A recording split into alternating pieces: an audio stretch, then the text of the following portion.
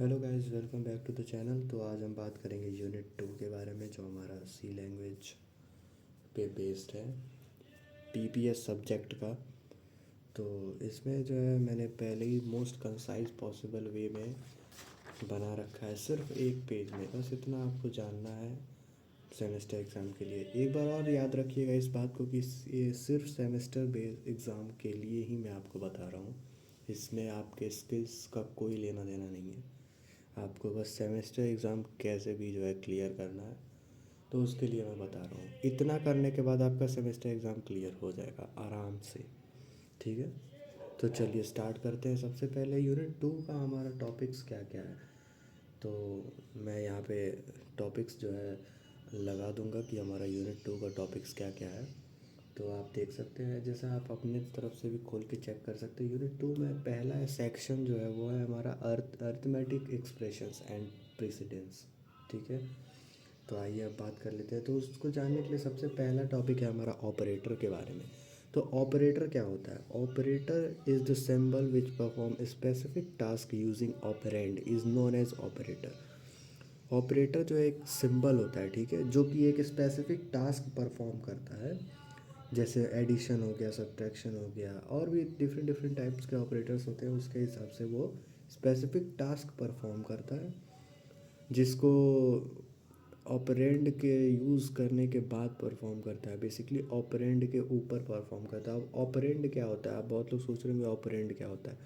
जैसे let's suppose हमें addition करनी है, तो जिसमें जिसको ऐड करना होता है उसे हम कहते हैं ऑपरेंड। ठीक है, ये होता है ऑपरेंड, और ये जो एडिशन है ये हमारा होता है ऑपरेटर। ठीक है, तो यही था हमारा ऑपरेटर का खेल। अब हम बात कर लेते हैं ऑपरेटर्स के कितने टाइप्स हैं।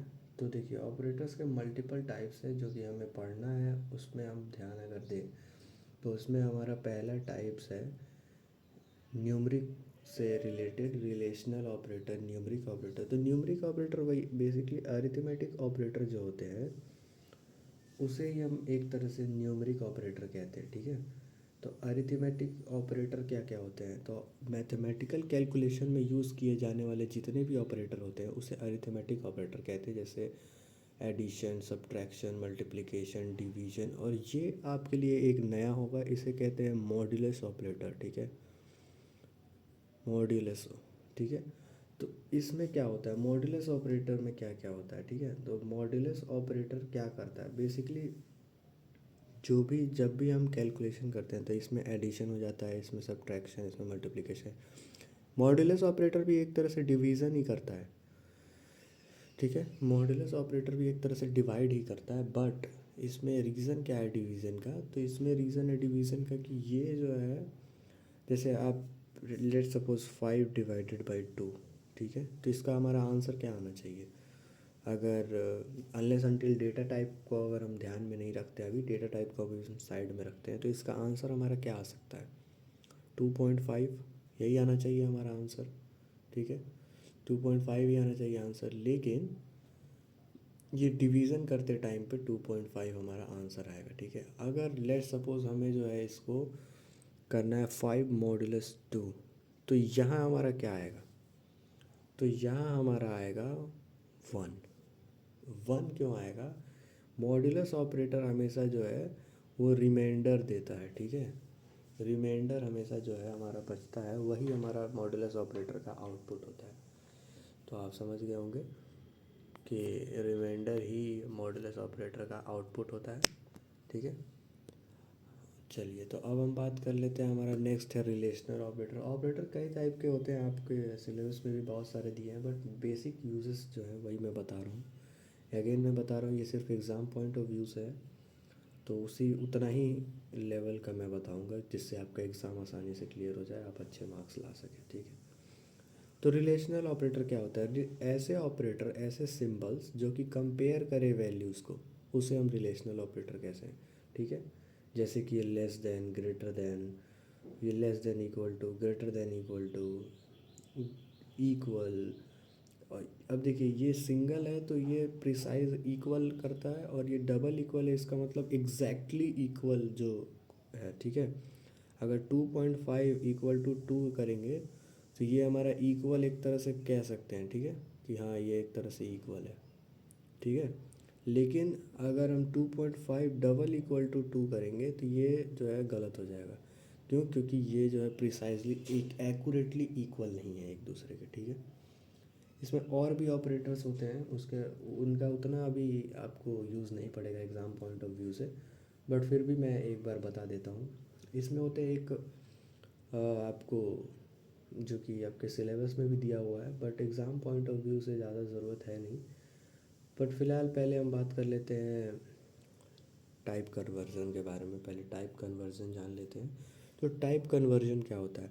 तो टाइप कन्वर्जन जो है डेटा टाइप को कन्वर्ट करने का काम करता है, ठीक है। जो भी जैसे मान लीजिए इंट डेटा टाइप दिया हुआ है, ठीक है, मैंने आपको डेटा टाइप पढ़ाया है, तो इंट डेटा टाइप दिया हुआ है, ठीक है।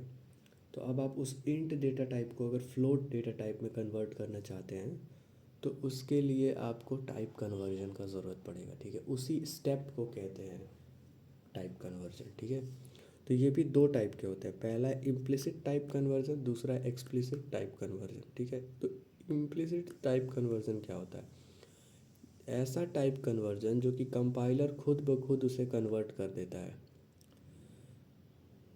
लेट सपोज एग्जांपल ले लेते हैं, अगर हमारे पास इंट डेटा टाइप में कोई चीज़ दिया हुआ है लेकिन हमारा रिज़ल्ट जो है वो फ्लोट में आ रहा है। जैसे इसी क्वेश्चन को ले लीजिए 5/2, तो ये तो दोनों इंटीजर डेटा टाइप है लेकिन हमारा आउटपुट आ रहा है फ्लोट में। तो अगर इम्प्लिसिट टाइप कन्वर्जन है तो कंपाइलर ऑटोमेटिकली उसके डेटा टाइप को कन्वर्ट करके 2.5 ला देगा। लेकिन अगर वो एक्सप्लिसिट है तो वो 2 ही आएगा, वो फिर 2.5 नहीं आएगा, उसके लिए मैनुअली हमें करना पड़ता है। तो यही होता है इम्प्लिसिट एक्सप्लिसिट कन्वर्जन। क्वेश्चन पूछे जाते हैं कि नहीं वो मैं बता देता हूँ एक बार, चाहे वो लास्ट में बात करेंगे। अभी हम बात करते हैं नेक्स्ट हमारा टॉपिक क्या है। नेक्स्ट हमारा टॉपिक, अब हम अगले ऑपरेटर्स के बारे में बात कर लेते हैं थोड़ा सा। तो एक और ऑपरेटर होता है, उसे कहते हैं लॉजिकल ऑपरेटर, ठीक है, जिसमें आप अलग अलग एक्शंस परफॉर्म कर रहे होते हैं, जैसे लॉजिकल एंड, ठीक है, फिर लॉजिकल नॉट ऑपरेटर होता है। तो ये एक दो ऑपरेटर जान लीजिए। बेसिकली लॉजिकल ऑपरेशन जो है वो परफॉर्म करता है, जो कि आप एक तरह से कह सकते हैं कि रिलेशनल एक्सप्रेशन जो होते हैं उसको जो है कंबाइन करने के काम में आता है, ठीक है। तो यही होता है रिलेशनल ऑपरेटर, ठीक है। तो अब रिलेशनल ऑपरेटर तो ये हो गया। अब हम बात कर लेते हैं कि इसके अलावा क्या। तो इसके अलावा आपको सिलेबस में एक और दिया है, उसके बारे में भी बात कर लेते हैं हम। आपके बिटवाइज ऑपरेटर दिया हुआ है। ये सब bit binary bit manipulation, basically binary digit पे जब हमको कोई एक्शन परफॉर्म कराना पड़ता है उस टाइम पे यूज़ होता है हमारा बिट बिट ऑपरेटर्स जो भी होते हैं। तो बिट ऑपरेटर्स जैसे bitwise and, XOR, bitwise not, ये सारी चीज़ें आप अगले सेमेस्टर में, आगे के सेमेस्टर्स में पढ़ते रहेंगे कि एग्जैक्टली ये होता क्या है।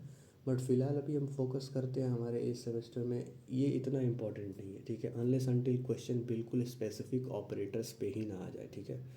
उसके बारे में भी हम बात करेंगे, क्वेश्चन किस टाइप के बनते हैं इस यूनिट से, ठीक है।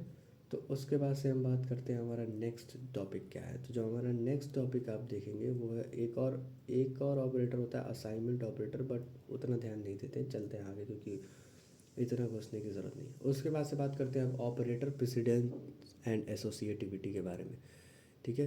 तो ये एक ऐसा चीज़ है, जब मान लीजिए एक एक्सप्रेशन दिया हुआ है उस पर जो है मल्टीपल ऑपरेटर्स लगे हुए हैं, ठीक है। जैसे बोर्ड मास आपने पढ़ा है वैसे ही बोर्ड मास फॉलो होता है, ठीक है। लेकिन उसकी कोडिंग में अपनी जो है अलग ऑपरेटर की प्रेसिडेंस होती है और उसकी एसोसिएटिविटी जो है वो सब अलग अलग होती है। तो अब क्या हो सकता है उसका ऑपरेटर का प्रेसिडेंस और एसोसिएटिविटी, उसके बारे में ज़रा बात कर लेते हैं।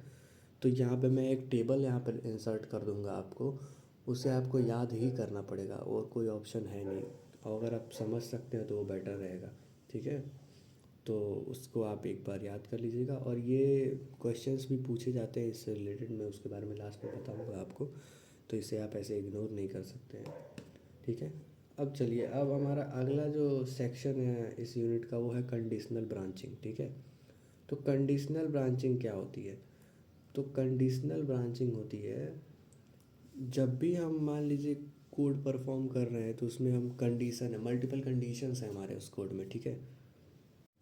जैसे हम कोई भी ऑपरेशन परफॉर्म कर रहे हैं उसमें कंडीशंस दिए हुए हैं। जैसे लेट सपोज अगर कोई कंडीशन दे रहा है कि हाँ चेक करो जो हमने नंबर दिया है वो इवन है कि नहीं, ऑड है कि नहीं, प्राइम नंबर है कि नहीं, ये सारी चीज़ें जब कंडीशंस फॉलो करने पड़ रहे हैं, मल्टीपल चीज़ें चेक करनी पड़ती है, तो हम यूज़ करते हैं कंडीशनल ब्रांचिंग का, ठीक है। तो यहाँ हमने लिखा है, अगर देखिए मैं शॉर्ट फॉर्म में आपको समझाते जा रहा हूँ। अगर 2 मार्क्स में अगर इसका क्वेश्चन आता है तो आप उसे अपने वर्ड में जो है वर्डिंग कर सकते हैं। तो use for condition case in coding, ठीक है। कोडिंग में जो भी कंडीशंस केस होते हैं उसमें यूज़ होता है कंडीशनल ब्रांचिंग का। तो अब यहाँ पे ध्यान देते हैं कि कितने टाइप्स के होते हैं। तो पहला टाइप होता है इफ़, ठीक है, इफ़ कंडीशन। दूसरा टाइप होता है इफ़ एल्स। तीसरा होता है एल्स इफ। चौथा होता है नेस्टेड इफ एल्स। और पांचवा होता है स्विच एंड ब्रेक स्टेटमेंट, ठीक है। अब एक एक करके इस पे चलते हैं। इफ़ का सेंट, और देखिए यहाँ जो है क्वेश्चन जब भी पूछता है, अगर 2 मार्क्स में पूछेगा कंडीशनल ब्रांचिंग से, तो वो इनमें से किसी भी, इनमें से कोई सा भी जो है कंडीशनल ब्रांचिंग का कोई सा भी इफ़ एल्स का या एल्स इफ का या नेस्टेड कोई सा भी पार्ट उठा के वो आपको उसका सिंटैक्स लिखने के लिए बोलेगा, अगर ये 2 मार्क्स में पूछे जा रहे हैं तो उसके लिए आपको जो है इसका सिंटैक्स अच्छे से याद होना चाहिए। और मैं फिर बता रहा हूँ ये पूछे जाने वाले क्वेश्चन है 2 मार्क्स में। सिंटैक्स पूछते ही पूछते हैं, और वैसे भी अगर सिंटैक्स याद नहीं रहेगा तो 7 मार्क्स में भी अगर कोई क्वेश्चन आता है वो आप नहीं बना पाएंगे, ठीक है। तो चलिए अब हम बात कर लेते हैं इफ़ का सिंटैक्स क्या होता है। तो इफ़ में जो है पहले कंडीशंस आती हैं, ठीक है। अब हम एक एक करके देख लेते हैं कि क्या क्या होता है, ठीक है। इफ़ क्या होता है, इफ़ में जो होता है पहले जो है ब्लॉक ऑफ जो कोड होता है, यहाँ पे जो हम कोड लिखेंगे यहाँ तभी एग्जीक्यूट होगा जो यहाँ कंडीशन सेट ट्रू होगा, ठीक है। जब भी ये कंडीशन हम यहाँ पे लिखें, अगर ये सही है, बेसिकली अगर ये कंडीशन लिखा हुआ है कि ए जो है बी से बड़ा है, तो अगर ये सही होगा तो ही ये स्टेटमेंट जो है आउटपुट आएगा, वरना कुछ नहीं आएगा, ठीक है। इफ़ एल्स में क्या होता है, इफ़ एल्स ऐसा होता है जिसमें जो है आपको कंडीशंस देते हैं, ठीक है। तो उसमें क्या होता है, जब 2 आउटकम पॉसिबल है कि या तो ये नहीं तो वो, तो इसमें जो है इफ़ एल्स यूज़ करते हैं, ठीक है। अब बात कर लेते हैं नेक्स्ट जो है वो है एल्स इफ़ के बारे में। तो एल्स इफ़ में क्या होता है, जब मल्टीपल कंडीशंस दिए होते हैं, ठीक है। एल्स इफ में होता है जब मल्टीपल कंडीशंस दिए होते हैं, लेकिन ऐसा भी है कि वो मल्टीपल कंडीशंस जो है 1 बाय 1 चेक भी होंगे, जैसे कंडीशन 1, कंडीशन 2, कंडीशन 3। तो ये जब बार बार चेक होता है तो हम एल्स इफ की यूज़ करते हैं। तो पहले इफ़ होता है, फिर एल्स इफ होता है, फिर एल्स इफ होता है, फिर एल्स हो जाता है, ठीक है। उसके बाद हम बात कर लेते हैं नेस्टेड लूप के बारे में, ठीक है। तो नेस्टेड लूप क्या होता है, तो नेस्टेड लूप होता है जब भी जो है हम यूज़ करते हैं, बेसिकली नेस्टेड का मतलब क्या होता है, नेस्टेड का मतलब होता है कि एक इफ़ को जो है दूसरे इफ़ एल्स के अंदर हम रखते हैं, ठीक है। नेस्टेड का मतलब यही होता है बेसिकली। एल्स इफ़ एल्स का जो हमने पढ़ा, अभी एल्स इफ की बात नहीं कर रहा हूँ, इफ़ एल्स का जो पढ़ा हमने, इसके अंदर अगर एक और इफ़ स्टेटमेंट को हमें रखना है तो उसे नेस्टेड इफ़ एल्स में काउंट करते हैं, ठीक है। तो इसमें इसका भी सिंटैक्स आपको देखना पड़ेगा, लेकिन जो है इसमें एक और कंडीशन ये होती है कि पहला वाला जो है ट्रू होना ही चाहिए। बेसिकली पहला कंडीशन जो है सेटिस्फाई होनी चाहिए, तब जाके जो है दूसरा कंडीशन जो है चेक होगा, वरना दूसरे कंडीशन पे चेकिंग नहीं होगी जब तक पहला कंडीशन सेटिस्फाई नहीं होता है, ठीक है। तो ये था हमारा इफ़ नेस्टेड इफ़ के बारे में। तो कंडीशनल ब्रांचिंग में अब इसके बाद आती है स्विच केस, ठीक है। स्विच केस क्या होता है, हम बात करते हैं। Mixed many fixed value are compared with same variables. एक ही वेरिएबल्स, एक ही तरह का वेरिएबल्स है, उससे अलग अलग फिक्स वैल्यू को कंपेयर करते हैं जब, तब जाके हम स्विच केस का यूज़ करते हैं, ठीक है। तो अब एक बार इसका सिंटैक्स देख लेते हैं, ये भी याद करना ज़रूरी है इसका सिंटैक्स, क्योंकि स्विच केस से रिलेटेड 7 मार्क्स में क्वेश्चन पूछते हैं कि हाँ एक क्वेश्चन दे देते हैं कि इसको स्विच केस से सॉल्व करके दिखाओ, ठीक है। लास्ट में हम बात करेंगे उसके बारे में।